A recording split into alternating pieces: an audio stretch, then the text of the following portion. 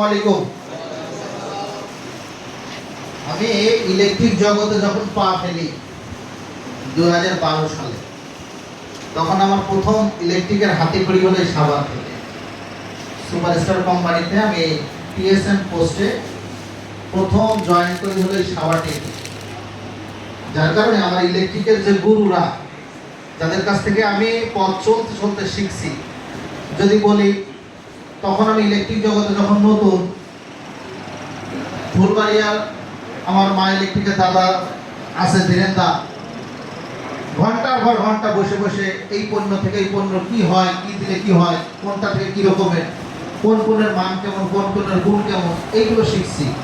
খোরশেদ ভাই ছিলেন বা আছেন আজকের মিটিংয়ে থানা স্ট্যান্ডে, কাজ নাই কিন্তু ঘন্টার পর ঘন্টা।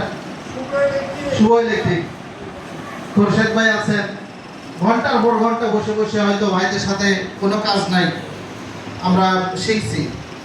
এবার সাভারের যদি বলি, নামাবাজারের প্রবীরদা, প্রশান্তদা, কমলবাবু, বা এই যে অপু ইলেকট্রিকের আগে পরশ ইলেকট্রিকে বসতেন আমাদের মামা, কমল মামা, সবাই মার্কেটিংয়ে যারা আছে মামা আছে না, ওই যে কমল মামা আছে, সবাইকে আমরা ওনাকে মামা বলেই ডাকি।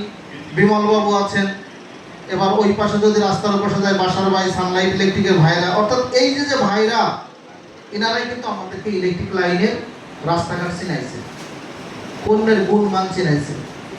চীনে হয়তো আজকে আমি আর এক কোম্পানি থেকে আর এক কোম্পানিতে চাকরি করে খাচ্ছি, বাট এই যে আমাদের যে গুরুজন, আজকে গুরুজনদের সামনে কথা বলাটা আসলে ওই রকমের ইজি ফিল করতেছি না। তারপরে যেহেতু আপনাদেরকে নিয়ে আমাদের আয়োজন, এমএপি কোম্পানিতে আসার পর যখন আমি এই অঞ্চলটার দায়িত্ব পাইলাম, এই অঞ্চলটা বলতে ময়মনসিংহের 4টা জেলা আর এই সাইডে আছে 6টা, এই 4 আর 6 10টা জেলা। যেটা এই 10টা জেলার যখন দায়িত্ব পাইলাম, সাভারে এসে দেখি সাভারে ডিলার নেই।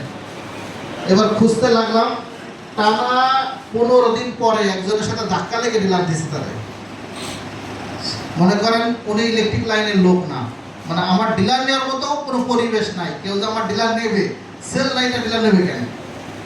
তো যাই হোক, আশ্বস্ত করে তাকে আমরা ডিস্ট্রিবিউটার দিয়েছি, এবং ডিস্ট্রিবিউটার থেকে আমার পথ চলা প্রথম মাসে 2 লাখ, এরপরে 4, এরপরে 6, এভারেজ একটা সময় যে আমরা 12-14 লাখ টাকা একটা বেচা কিনা শুরু করেছিলাম। মাঝে কিছু ছন্দপতন হয়েছে। ছন্দপতনটা আমাদের কারণেও হয়েছে, আসলে আমাদের নসিবে বা কপালে হয়তো এরকমের কিছু একটা লেখা ছিল, যে মাঝে আমার একটা অসুবিধার কারণে একজন এসআর মার্কেটে কিছু ক্রাইম করেছে, যার কারণে দোকানদার ভাইদের যে একটা আস্থার জায়গা, সেই আস্থার জায়গাটা কিছু ছন্দপতন হয়। তো ছন্দপতন হলেও আমরা সর্বত্রভাবে লেগেছিলাম, যেহেতু আমাদের এই অঞ্চলেরই সকল ব্যবসায়ী ভাইদের সাথে পরিচিতি আছে, তো যার কারণে লেগেছিলাম। এখন সেটাকে কাটায় ওঠার একটা প্রক্রিয়ার মধ্য দিয়ে আমরা যাচ্ছি বলা যায়। তবে আমি সকলকে একটু বিনয়ের সাথে আশ্বস্ত করি যে ধরনের ছন্দপতন হয়েছিল, আমরা তার থেকে দ্বিগুণ শক্তি নিয়ে একটু সামনে আগানোর জন্য যে ধরনের প্র্যাকটিস করা দরকার, সেই প্র্যাকটিসে আমরা যুক্ত হচ্ছি। সম্মানিত অতিথিবৃন্দ, আমি এমইপি গ্রুপের দায়িত্বে আছি এই মুহূর্তে বাংলাদেশটাকে 2 ভাগ করা, 64টা জেলা, আমার ভাগে আসলে 37টা জেলা। তো এক ভাই আমাদেরকে অবগত করলেন যে নওগাঁর সাপাহারও আমার মধ্যে, নওগাঁর মতো একটা লোকাল জেলাতে আমরা এই মাসেও মাল বিক্রি করেছি 1,20,00,000। নওগাঁ, মহাদেবপুর, সাপাহার, এই জায়গায় আমার 3টা ডিলার আছে। ওখানে আমি একটা জেলাতেই শুধু আমার সেল 1,20,00,000। তো এইরকমের একটা পরিবেশ সারা বাংলাদেশেই এই মুহূর্তে এমইপির জন্য বিরাজ করছে। বাট সাভারে আমরা যেভাবে আগানো দরকার সেই জায়গাটাতে আমরা ছিলাম না, আমরা যাওয়ার চেষ্টা করতেছি। আশা করি আমাদের চেষ্টার সাথে আল্লাহর রহমত আর আপনাদের সহযোগিতাও আমরা পাবো, এরকম একটা আশা আমি আপনাদের কাছে রাখতে চাই। পাবো ইনশাআল্লাহ। এমইপি গ্রুপ যদিও জন্ম হয়েছে 1974 সালে, কিন্তু জন্মলগ্ন থেকে এমইপি গ্রুপে যে আমরা যে 52-53 বছরের হিসাব বলি, এই হিসাবে ভুল আছে। ভুলটা কীরকম? ভুলটা হলো এমইপি গ্রুপ যখন 1974 সালে জন্ম নেয়, একটা হোল্ডার একটা প্লাগ, এটা বরিশালের শফিউল আলম চাকলাদার, যিনি আমাদের কোম্পানির প্রথম এমডি স্যার, উনি ইন্তেকাল করেছেন। আমি ওনার জন্য সবার কাছে দোয়া চাই। 1974 সালে যখন জন্ম নেয়, 74 থেকে 84, এই 10টা বছর কিন্তু ভালো যায় নাই। ভালো যায় নাই এই কারণে যে একটা পরিচিত হওয়ার একটা ব্যাপার আছে সারা দেশে। তখন ইলেকট্রিক জগতেও অত বেশি আহামরি সেল ছিল না, যেহেতু বাংলাদেশে ইলেকট্রিসিটির হয়তো 15 থেকে 20%, তখন সারা বাংলাদেশে 15 থেকে 20% বিদ্যুৎ ছিল। ওই জায়গাগুলোতে টুকিটাকি মাল বিক্রি করা, হয়তো কিছু হোল্ডার, কিছু প্লাগ, কিছু পাথরের আইটেম, সেইগুলা।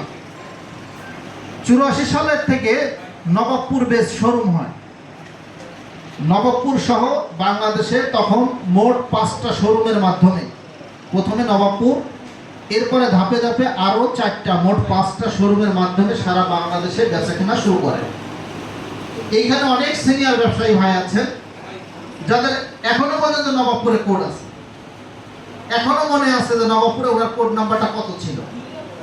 আমি এমইপিতে জয়েন করার পরে এই ব্যবসায়ী ভাইদের কাছ থেকেও শুনেছি যে নবাবপুরে একসময় আমরা মাল আনতাম, এই কোড নাম্বার এত, ওই কোডে নবাবপুর শোরুমে যে এমইপি কোম্পানির কাছে মাল কিনে নিয়ে আসতো। এই কিনে নিয়ে প্রসেসটা শুরু হয়েছে 84 সাল থেকে। 84 থেকে শুরু করে 2007 পর্যন্ত কোম্পানি ওই সিস্টেমে ব্যবসা করছে। হয়তো শোরুম বাড়াইছে, বাট বিজনেস পলিসিটা ছিল হলো শোরুম ভিত্তিক। 7 সালে এসে কোম্পানি অঞ্চল ভিত্তিক কিছু ডিলার দিয়েছে। যেই অঞ্চলের বেচা কিনা ভালো, ওই অঞ্চলে, যেমন আমি যদি বলি গোপালগঞ্জ, মাদারীপুর, খুলনা, যশোর, কুষ্টিয়া, রাজশাহী, এই অঞ্চলগুলোতে অঞ্চল ভিত্তিক কিছু ডিলার দিয়েছে। ডিলার দিয়ে বেচা কেনা শুরু করেছিল। 2007 থেকে শুরু করে 2017 সাল পর্যন্ত কোম্পানি একটা বিবর্তনের মধ্যে নিয়ে গেছে। বিবর্তনটা কি? ব্যবসাটাকে সারা দেশব্যাপী ছড়ানোর চেষ্টা করেছে, যে এখন আর কাস্টমার নবাবপুরে এসে কিনে নিয়ে যায় না। অন্যান্য কোম্পানি সরাসরি দোকানে যায়, লোক পাঠায়, সরাসরি দোকান থেকে অর্ডার কেটে এবং মাল পৌঁছায় দেয়, তাহলে কেউ আর নবাবপুর যেয়ে মাল কিনে নিয়ে আসে না। তো যার কারণে 2017 সাল পর্যন্ত কোম্পানি এই চেষ্টাটা করেছিল, বাট সর্বতভাবে যেভাবে সাকসেস হওয়া উচিত ওইভাবে সাকসেস পায়নি। 2018 সালে ওনারা এক কথায় যদি বলি কোমরে রশি বেঁধে নামছে, যে না, যে কোনো মূল্যে হোক আমার এই মার্কেটটাকে ড্রাইভ করতে হবে। 2018 সালে আমরা তখন সুপারস্টার গ্রুপে, আমি খুলনা বিভাগের দায়িত্বে ছিলাম। আমাদের সুপারস্টার গ্রুপের তৎকালীন সময়ে sales manager SM Habibur Rahman sir, Habib sir বলে সবাই চেনে, এমইপি কোম্পানি ওনাকে হায়ার করেন এবং কোম্পানি ওনাদের সহ আমরা একটা টিম আসি ও কোম্পানিকে প্ল্যান করে দিই। কোম্পানি আমাদের প্ল্যানটা নিয়েছিল এবং সর্বতভাবে আমরা 18 সালে সিদ্ধান্ত গ্রহণ করি যে আমরা তৎকালীন সময়ে 120 জন ডিলার পেয়েছিলাম। আমরা প্ল্যান করেছিলাম আমরা সারা বাংলাদেশে 250 ডিস্ট্রিবিউটর দিব এবং এমন কোনো থানা, ইউনিয়ন, ওয়ার্ড থাকবে না যেখানে এমইপি কোম্পানির লোক প্রবেশ করবে না। দোকান মানে সেখানে পৌঁছাবো, এটা হলো প্রথম শর্ত। দ্বিতীয় শর্ত হলো বেচা কিনা হোক বা না হোক সার্ভিস নিশ্চিত করব। অর্থাৎ একবার মাল কিনছে মাসে, কিন্তু সার্ভিস লাগবে তার 3 বার। কাটা মাল থাকতে পারে, পরিবর্তন থাকতে পারে, এই মাল চলছে না ওই মাল করে দাও, এই সার্ভিসটা নিশ্চিত করব। অর্থাৎ 2টা প্ল্যান করেছিলাম, একটা হলো আগে দোকানে লোক পাঠাবো, আর একটা হলো বেচা কিনা হোক বা না হোক সার্ভিস নিশ্চিত করবো। আল্লাহর রহমতে এই 8টা বছরের ব্যবধানে এমইপি কোম্পানির 10 গুণ সেলস বৃদ্ধি পাইছে। অর্থাৎ আমরা আসছিলাম যখন, তখন 7 কোটি টাকা ন্যাশনাল সেল করতো সারা বাংলাদেশ। এখন আলহামদুলিল্লাহ আমরা শুধু ট্রেডার্স, এই দোকানদার ভাইদের মাধ্যম দিয়ে আমরা 70 কোটি টাকা প্লাস বেচা কিনা করি। আমি এই স্ট্রাকচারটা কেন আপনাদের সাথে শেয়ার করলাম, এর ভিতর তো সাভারেও আছে। তো পরিবর্তনের জায়গাটা সারা দেশে লাগলেও সাভারে আমরা একটা ছন্দপতনে ছিলাম, আমি সেটা আমার বক্তব্যের মাধ্যমে বলেছি। কিন্তু সাভারে যে সমস্ত ব্যবসায়ী ভাই আছে তারা এক একটা ব্র্যান্ড, তাদের দোকানটাই একটা ব্র্যান্ড। মাসুদ ভাই ওনার নিজেরই একটা ব্র্যান্ড দিয়ে উনি আজ 20 বছর যাবত উনি বিজনেস করে যাচ্ছে। হয়তো এখন একটা স্থায়ী ঠিকানা নিয়ে একটা ব্যবসায়িক প্রতিষ্ঠান করেছে, বাট ওনাকে এই আশুলিয়া বা এই অঞ্চলে চারিপাশের লোকজন মানিকগঞ্জ পর্যন্ত, টঙ্গী পর্যন্ত চেনে না, এরকম লোক নাই, সবাই চেনে গাজীপুর পর্যন্ত। কিন্তু আমি চাই আমার সাভার অঞ্চলে যে ব্যবসায়ী ভাইরা আছে, 2 জন ব্যবসায়ী ভাই মাসে যা বেচে দেওয়ার মতো সক্ষমতা আছে, সেই পরিমাণ সেল আমি এই মুহূর্তে করি।